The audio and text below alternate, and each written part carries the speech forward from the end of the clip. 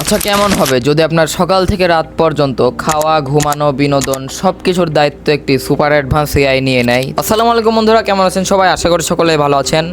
তো আজকে আমি কথা বলবো এমন একটি সায়েন্স ফিকশন বই নিয়ে, যে বইটি আমাদের খুব কাছের অলস এবং দাসত্বের ভবিষ্যতের মুখোমুখি করে তুলেছে। তো বন্ধুরা, বইটি হলো দ্য ফ্রিক এবং এটা লিখেছে মোহাম্মদ শাহিন আলম এবং প্রকাশ করেছে দাড়িকমা প্রকাশনী।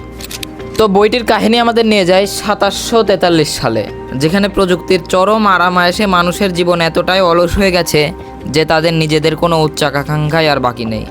মানুষ এমনকি তার চিন্তাও করতে পারছে না। তাদের নিয়ে সকল ডিসিশন নিয়ে দেয় হেরা নামক একটি সর্বক্ষমতাশালী নিউরো কম্পিউটার। কিন্তু টুইস্টটা আসে তখন, যখন হেরা নামক এআই ঘোষণা দিয়ে দেয় আগামী ১ মাসের মধ্যে সকল মানুষকে পৃথিবী ছাড়তে হবে, নয়তো তাদের বেঁচে থাকতে দেওয়া হবে না। হেরার ভাষ্যমতে মানুষেরা শুধুই ক্ষতিকর ভাইরাস। তাহলে মানুষেরা এখন পৃথিবী ছেড়ে কোথায় যাবে? তারা কি বেঁচে থাকবে? তো বন্ধুরা, বইটি মাত্র ৬১ পেজের একটা ছোট্ট বই আপনারা দেখতে পাচ্ছেন, কিন্তু এই বইটাতে লেখক যে প্লট সাজিয়েছেন সেটা দিয়ে আরামেই ২ থেকে ৩০০ পেজের একটা বই লিখে ফেলা যাবে।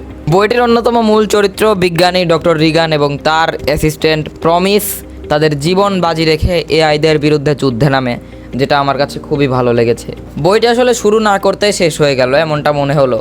তবে লেখক এই বইটির কাহিনীর ভেতরে বেশ কিছু দারুণ ফিলোসফিক্যাল মেটাফোর নিয়ে এসেছেন এবং বেশ কিছু মেসেজও দিয়েছেন।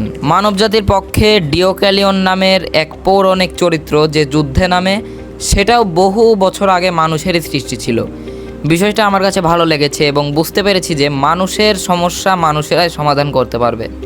বইটির বেশ কিছু জায়গা আমার ভালো লাগেনি, যেমন এই বইতে হেরা কিভাবে মানবজাতির বিরুদ্ধে চলে গেল, কেন চলে গেল, ডিওক্যালিয়নকে কিভাবে মানুষ সৃষ্টি করেছিল, এ ধরনের কোনো কিছুই এই বইটাতে বিস্তারিত নেই, যেটার মাধ্যমে আসলে আমি ইমোশনালি বইটার সাথে কানেক্টেড হতে পারিনি। এবং বইটির যে নামগুলো রয়েছে সেগুলোর সাথেও আমি অ্যাটাচড হতে পারিনি, যেমন প্রমিস।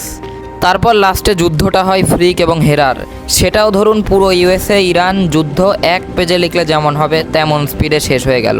বেশি কিছু না বলি, স্পয়লার হয়ে যেতে পারে। তো বন্ধুরা, লেখকের লেখনী, চিন্তাশীলতা এগুলো আমার অনেক ভালো লেগেছে।